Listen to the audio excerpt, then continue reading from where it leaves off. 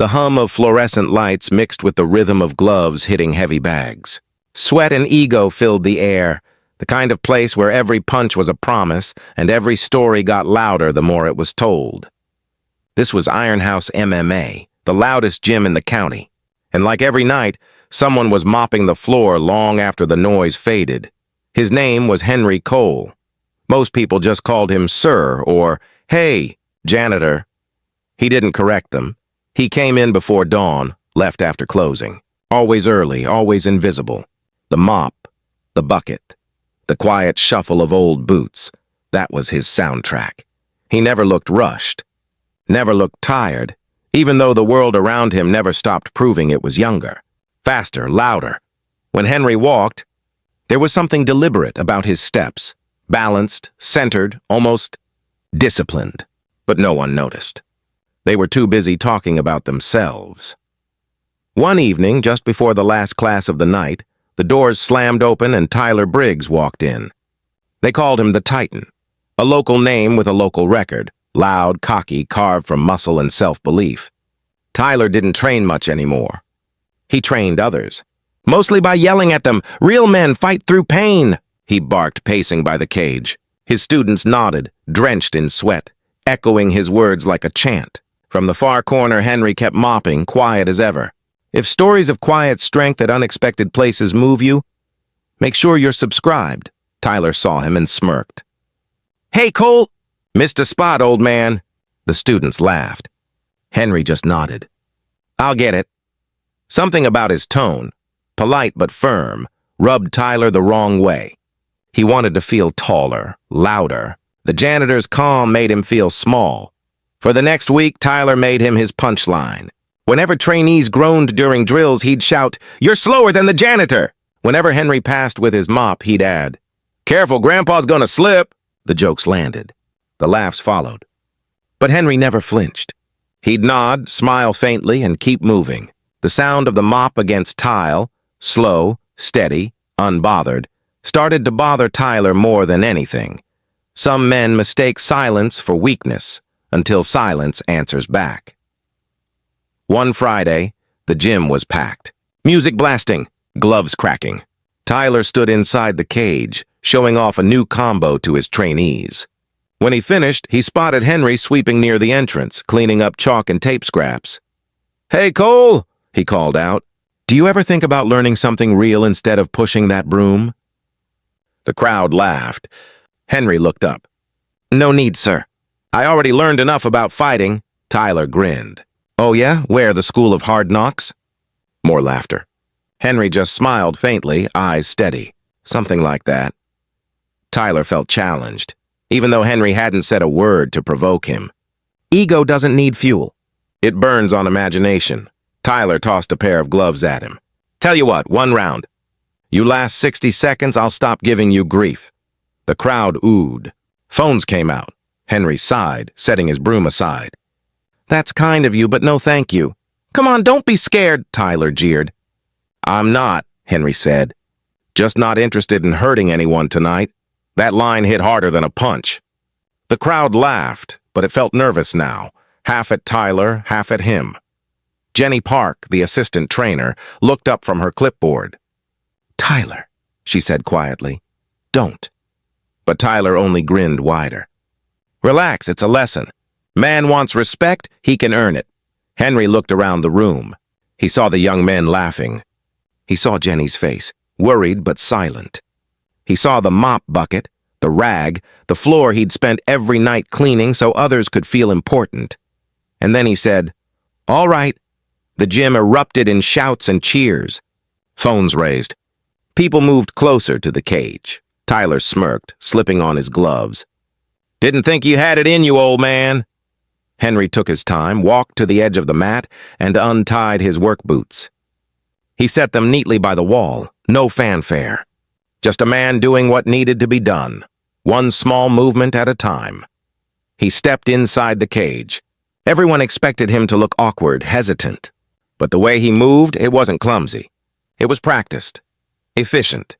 He didn't bounce or flail like amateurs do. He just stood still, hands low, breathing even. Jenny felt her stomach tighten.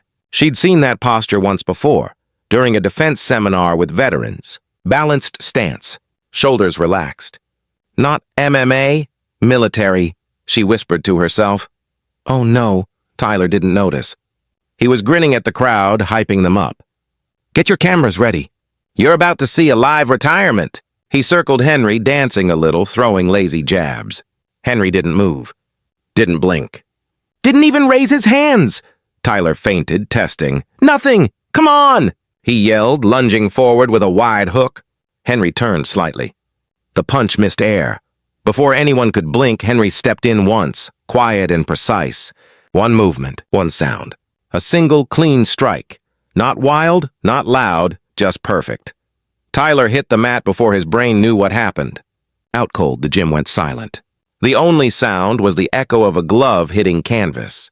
Henry knelt beside him, checked his pulse, nodded. He's fine, he said softly. Then I looked at the stunned crowd. Some fights, he said. You don't need to start to win.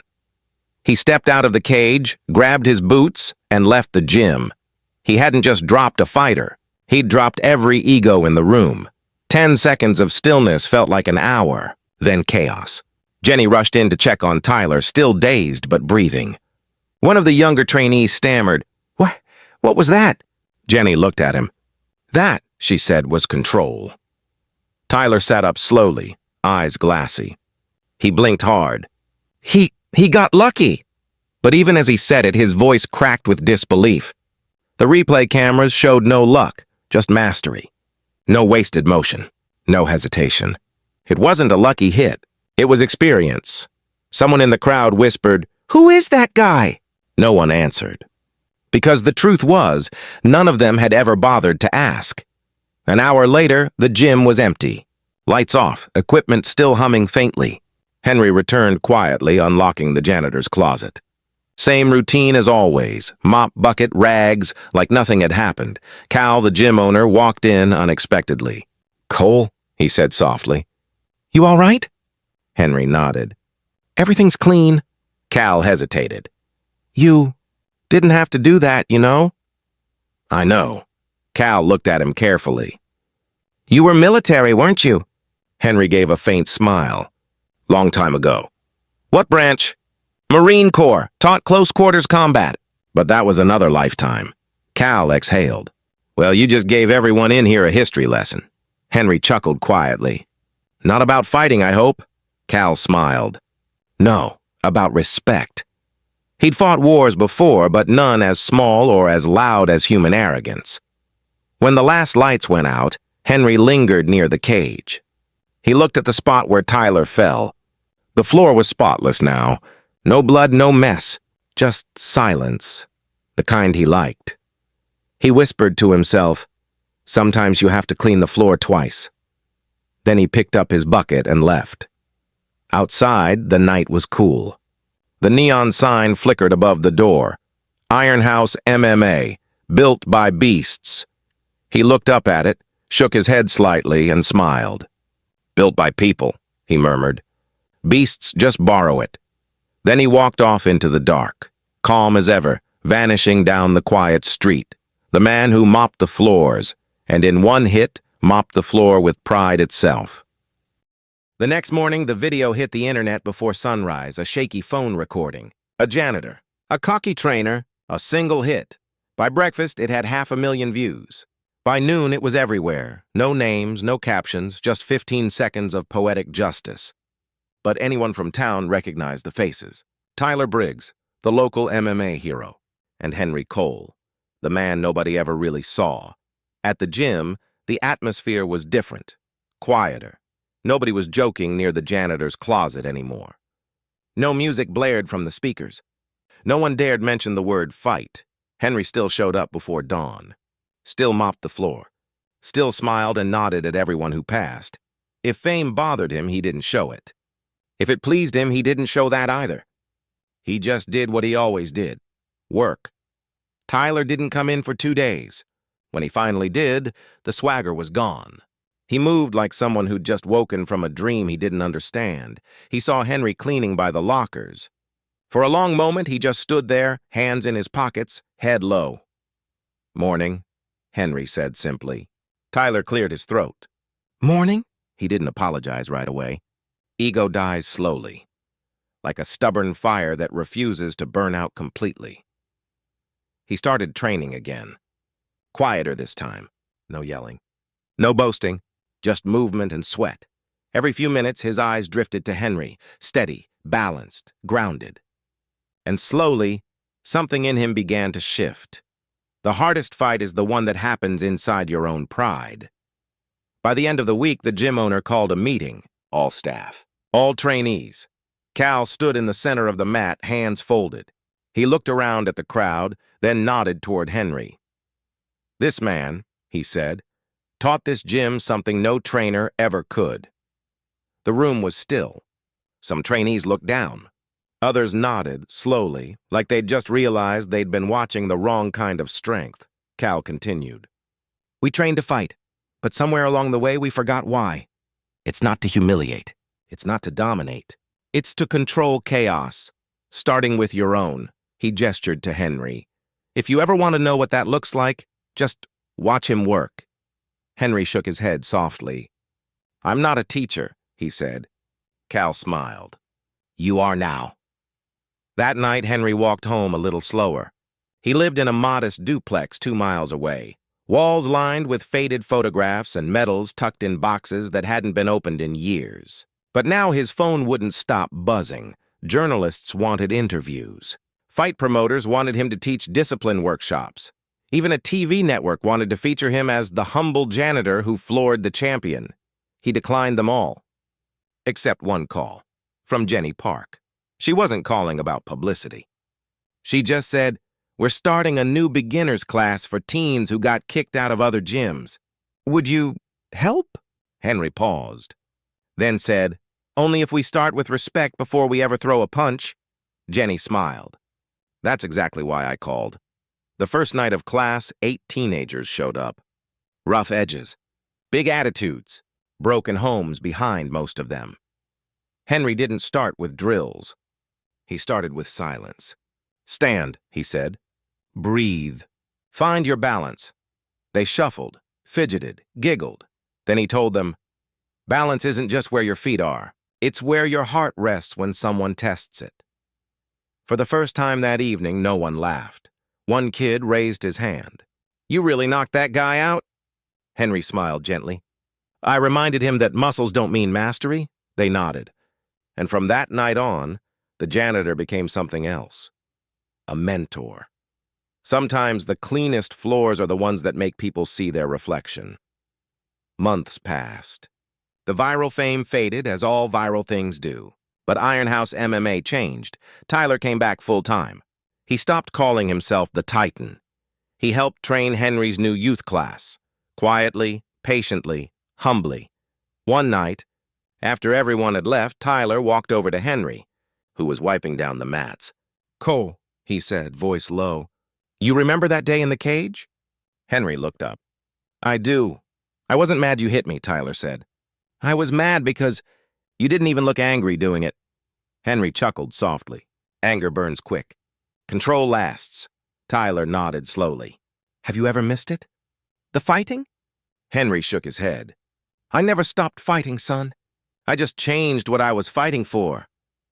Later that night, Henry sat on the gym bench staring at the empty ring. He thought about all the nights he'd mopped those floors in silence, letting pride and ignorance drip off people like sweat. And for the first time in years, he felt peace. He looked around, smiled faintly, and whispered, "Guess I cleaned more than floors after all." A soft laugh escaped him. Then he reached for his phone and opened YouTube. The same clip that started it all. Hundreds of comments. People talking about humility, respect, grace. Not the knockout. The man behind it. He scrolled to one pinned comment from a viewer. "He didn't fight to win. He fought to remind us what winning actually means." Henry smiled. That was enough. If stories of quiet strength, second chances, and grace in unexpected places move you, make sure you're subscribed. Because we share real stories that remind us. Respect is earned, but kindness is remembered forever. Months later, Iron House MMA hosted a charity event, free classes for veterans and underprivileged youth. Tyler led the warm-ups. Jenny managed the volunteers. And Henry? He was sweeping the floor again, but this time everyone called him Coach Cole.